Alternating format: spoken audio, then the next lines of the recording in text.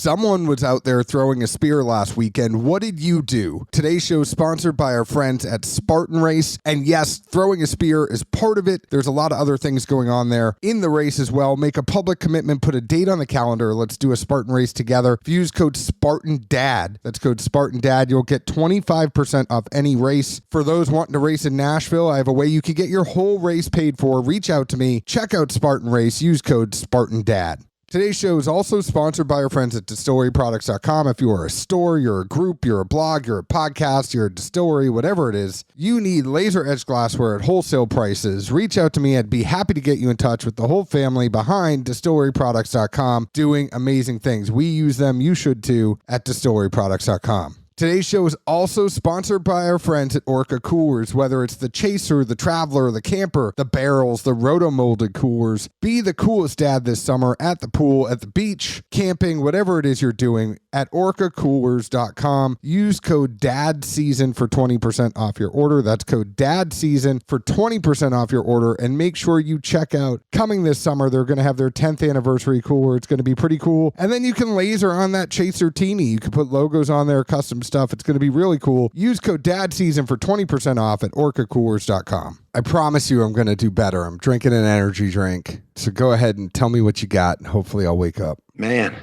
how about them Golden State Warriors? All right, show's over, y'all.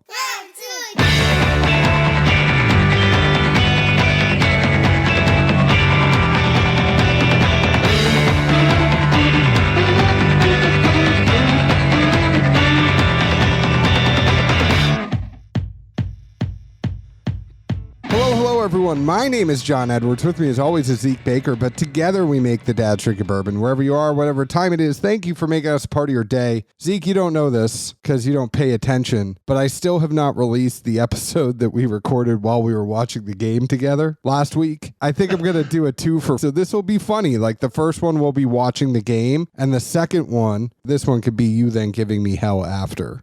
Sounds like a good plan. And I mean, I do listen to most of them, but I guess like most anything else, I just kind of binge it. Like I have a moment where I'm like, man, I hadn't heard any of our shows in a while. Like, I wonder how shitty they are.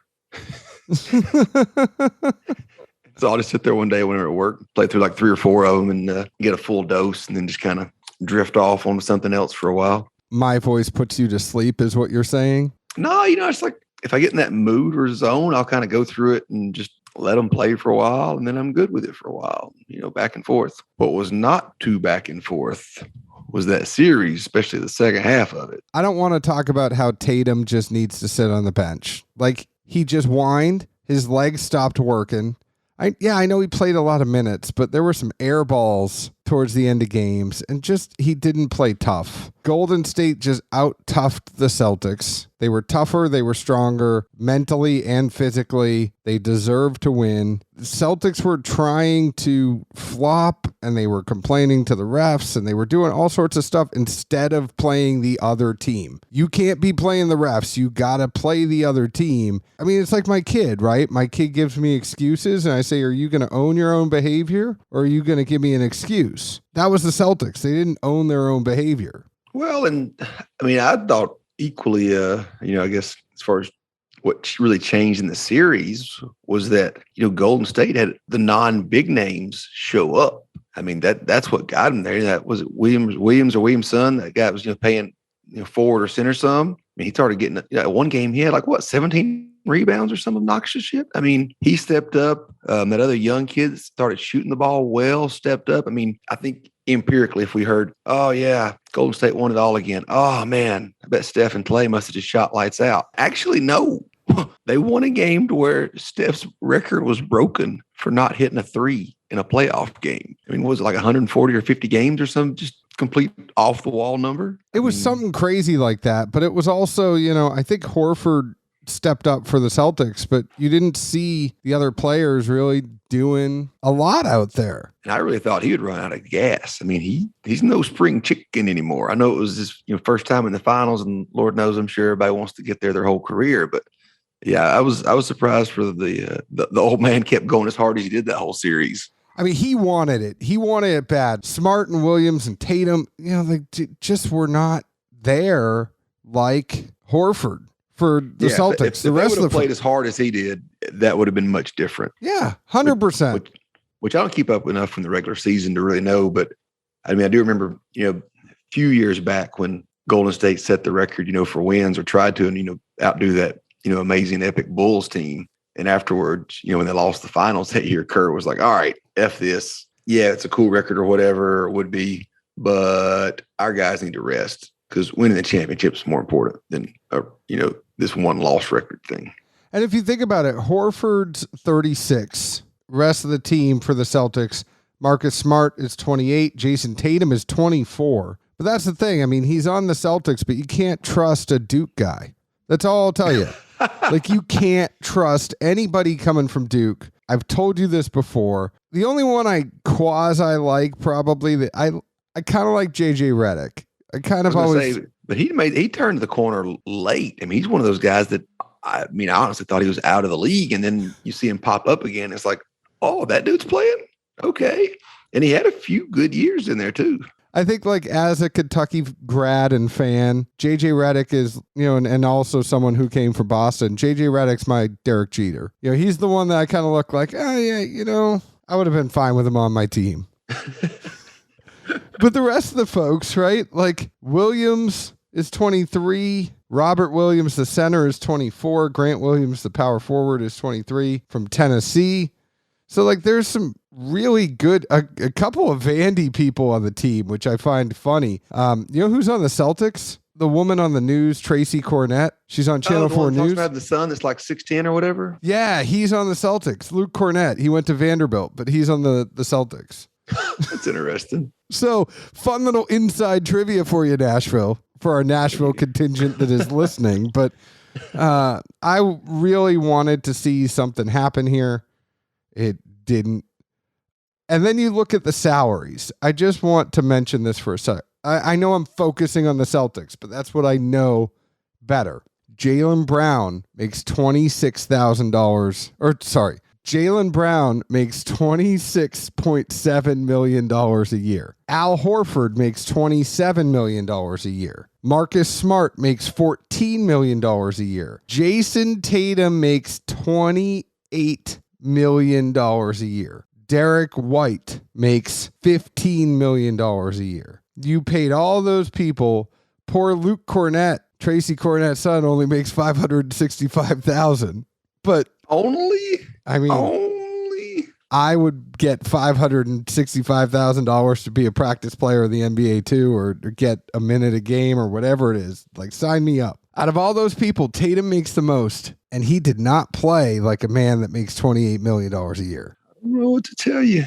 I mean, I really thought that was the biggest difference, was those guys from the bench and the non-big name guys for Golden State that, man, like, they carried it through. And did Steph get the MVP for the series? I think he did, right? Yeah, he did. Because I remember seeing that and thinking, like, I guess it would have been tough to give it to one other people. But, I mean, I didn't think he played at that kind of caliber, at least for what he could do. You know what I mean? And maybe that's a wrong way to look at it, but I feel like at this point he's got the reputation. And when you think of his name being out there, those weren't necessarily MVP caliber numbers for him by any means, especially when he had that series where he couldn't even hit a three, or not series but game. But you know what I mean. I agree. I could sit here and talk about it the whole time, but it amazes me, the NBA salaries, because you know what the NFL players get, you know what their bodies go through. I mean, baseball players get paid ridiculous. I was going to say, if we're going to pick on salaries, which we shouldn't, but baseball can GFY all over itself. But it still just amazes me that the two most contact sports out of the big four, if you're talking about hockey and you're talking about football, the player salaries are less than basketball and baseball. It's all in the amount of games. Which, I mean, what are football players going to do? They can't play more than, I wouldn't want to play more than a game a week. Jesus. You can only charge so much a ticket, have an arena that holds so many people, and sell so many beers and T-shirts and shit. You just brought up something. I know this is turning into like a sports radio show, but you just brought up something that I didn't even think of before. The amount of games. So, of course, they get paid. All right. Yeah. They get paid more because of the amount of games. Yeah, they can fill the arena or the stadium or somebody's stadium 4 or 5 nights a week. NFL, you're getting once a week tops. You're right. And hockey, I think, is more frequent, but it's still not as popular. So, there you go.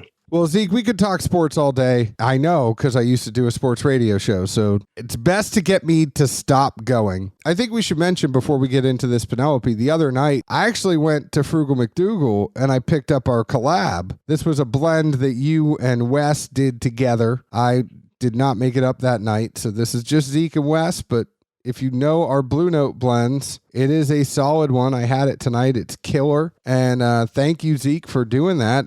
What do you have to say about the blend you did with Wes over at Frugal? Well, I haven't had a chance to get one, ironically enough. I got one before you. I know, first time ever probably, but I am going tomorrow. I'm excited to see how it turns out. It's one of those projects to where just try not to overthink it too much and put together quality drinkers. I mean, when you're dealing with, younger whiskey and also trying to blend and not get too technical, like, hey, let's have fun here. I don't necessarily need to write down 5 or 6 notes about this, but if I can just write down tastes pretty damn good, I'll chalk it up to a win. What was it that Wes said in his comparison? It's like a Ford Ranger. I don't know what that means, but I didn't either. And I didn't want to ask because I was kind of nervous. But it is the best tasting note I've ever heard. It's like a Ford Ranger. We'll work on getting an explanation for that for down the road. We have to. So tonight we are drinking. I didn't even know, Mike and Danny, that you called this the Founders Reserve. But Mike and Danny from Penelope, it's their 13-year American light whiskey. It's a part of their Founders Reserve series. I'm going to give our friends a little hell here. I think you have to look really closely. And on the back, it says Penelope Bourbon's Founders Reserve showcases rare and unique barrels we were fortunate to find. The first release in this series highlights a collection of light whiskey barrels distilled from corn at Seagram's, Indiana in 2008. Aged in second fill oak barrels, this amazing spirit brings out savory vanilla notes with hints of cinnamon and creme brulee. This one comes in at 128.4 proof, 64.2 ABV. There are more than one bottle of this, because there's things that come in at different proofs and different ABVs, but all 13 years. Is it 100% corn? I thought they were like 991 is how they did their light. It is 99% corn, 1% malted barley. Okay. And it is $80. Anything else you want to say about this? I think you covered it pretty well. And I think the front also has Founders Reserve in the little gold part in the bottom portion of the label. I don't have the bottle in front of me, but my memory it does. Good. It does. Look at this old boy clicking right along. I feel like he tried to sneak in that Founders Reserve in there. Got to make it bigger. Let everybody see that it is a special. But, why do people have a Founders Reserve? I know they're our friends. We're going to call them out a little bit. Founders Reserve for most distilleries stands for, we found some really cool shit. It doesn't really fit with anything else we have.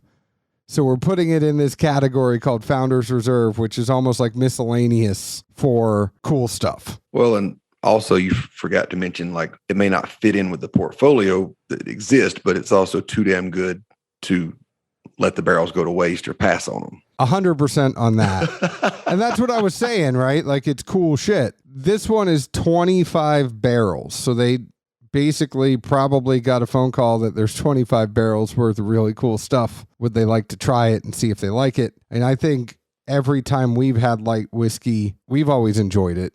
And I like light whiskey that's higher proof, right? There's some lower proof light whiskeys out there. I think that's trying to catch some wine people and bring them over to bourbon. But I always enjoyed that light whiskey could be a higher proof whiskey that you wouldn't notice is higher proof. Well, I think too, biggest differentiator would be for me on the light whiskey stuff is that when these older barrels have surfaced and become available or whatnot, to me, I would agree with, as most folks have done, that it's not worth trying to blend and mix that into, a small batch, because once they, get 10, 11, 12 years on them, they actually have, a little more character, uniqueness, complexity versus, a 3 or 4 or 5 year, to where I think that can be a great complement and actually shines more in a blend.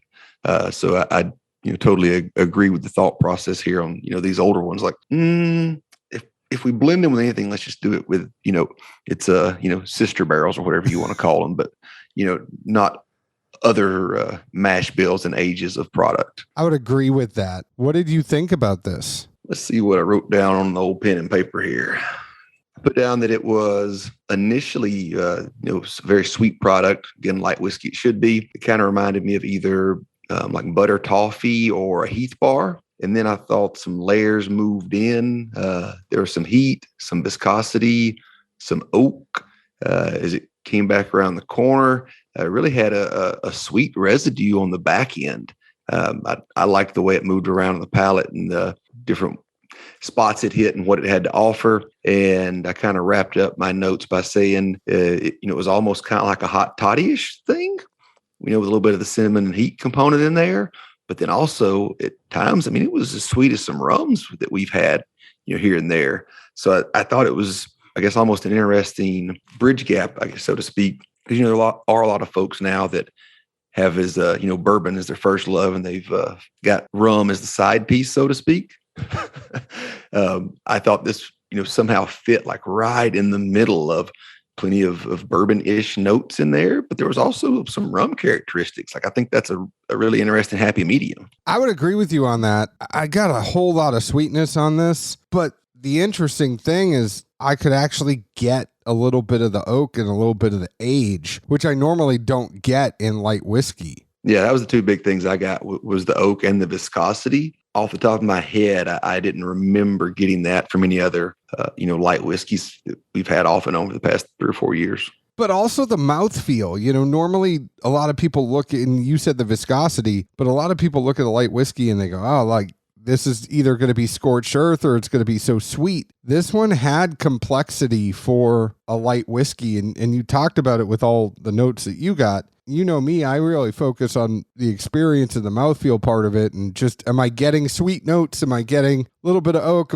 Okay, that stuff's good, but how's the mouthfeel? Is it too thin? Is it too thick? Like, this was a really nice middle of the road as far as viscosity goes. It was enough that made you think it was something substantial, but it wasn't too much, because I feel like with the higher proof of that light whiskey and the corn of it, if it's too viscous, it almost gets stuck in your mouth. But if it's not viscous enough, you're just getting corn. Yeah, and it definitely wasn't a one-trick pony, which, like I say, is not necessarily a dig on other light whiskeys, because sometimes that's all you really want and need out of it. But again, this one, on the unique scale for the light whiskey offerings I can recollect us having, it's definitely on the higher end of the spectrum. I would agree with you on that. I'd be interested to see what Penelope is going to go do with that Founders series. How often is it going to be? And I'm sure these are answers that Mike and Danny don't necessarily know, because it depends on what they come across and what's at their door, what they're doing in R&D on top of things. I think a lot of their finished stuff will go through their architect.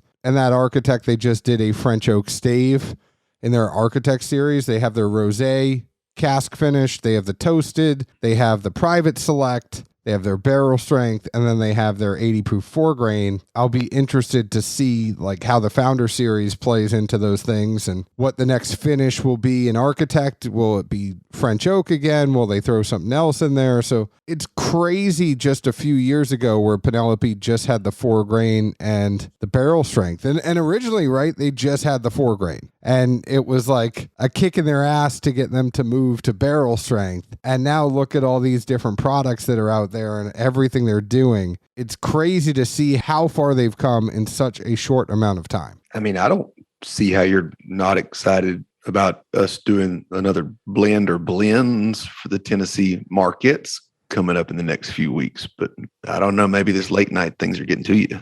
No, the late night things are getting to me, but I was building up to it. So I wanted to know what you thought about their lineup. And then so in my mind, I envisioned that going a completely different way. I wanted your comment on their lineup. And then I was going to say, by the way, the jewel of the Penelope lineup is actually a bottle I have right next to me because I've prepared. This is the Dad's Drinking Bourbon blend that I'm holding up that you all can't see, but Zeke can see in the Zoom screen. But this is the Dad's Drinking Bourbon Penelope Barrel Strength Tennessee release. This is a limited edition because Mike put an apostrophe in Dad's. So for those of you that are curious, Dad with an apostrophe S is a possessive. So this is Dad's drinking bourbon. Like Dad owns this drinking bourbon. Dad's with no apostrophe is plural because there's two of us. So insert the more you know gif. I'm thinking more of the guy on the street pointing to his head. The crown jewel of the Penelope lineup was a blend. Was the Dad's Drinking Bourbon blend. It is going to happen again. So there are some samples on the way to us, Zeke, for us to do another blend for Penelope. I couldn't be more excited. Always fun to tinker around in the home lab and see what develops. So at the end of the day, yes, y'all know we're friends with Mike and Danny. Yes, you know we're about to do another blend. But what do you think about this whiskey overall, Zeke, and would you get it?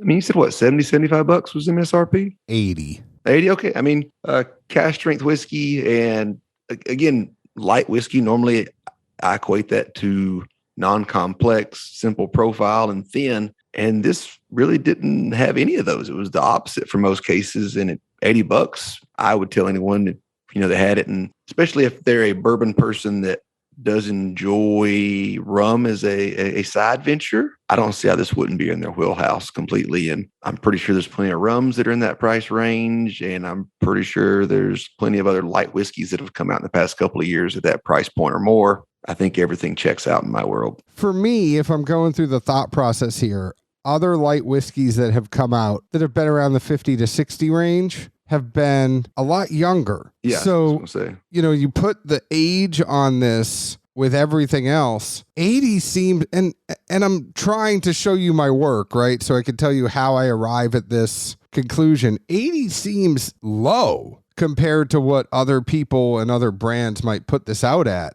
I know that light whiskey, for some, it's an acquired taste. Some people love it. Some people, it's hot. I mean, if you love light whiskey, this is a solid price for an aged light whiskey. And I think that extra age smooths it out a little bit more than what I've had with some other younger light whiskeys. It still might be, like rocket fuel. All in all, I'd find it. If I found it, I'd pick up a bottle. Yes, sir. Anything else you want to tell the people? Have a Coke and a smile, and most of all, be yourself. Go ahead and find us on Facebook at Dad's Drinking Bourbon, Twitter at Bourbon Dads, Instagram at Dad's Drinking Bourbon. Thank you, Penelope, for sending us this bottle. We can't wait to do another blend with you. Please leave us an open and honest review, just like we leave open and honest reviews about the whiskey we drink. Zeke, where else can the folks find us? Good old Nashville, Tennessee. Cheers. Ciao.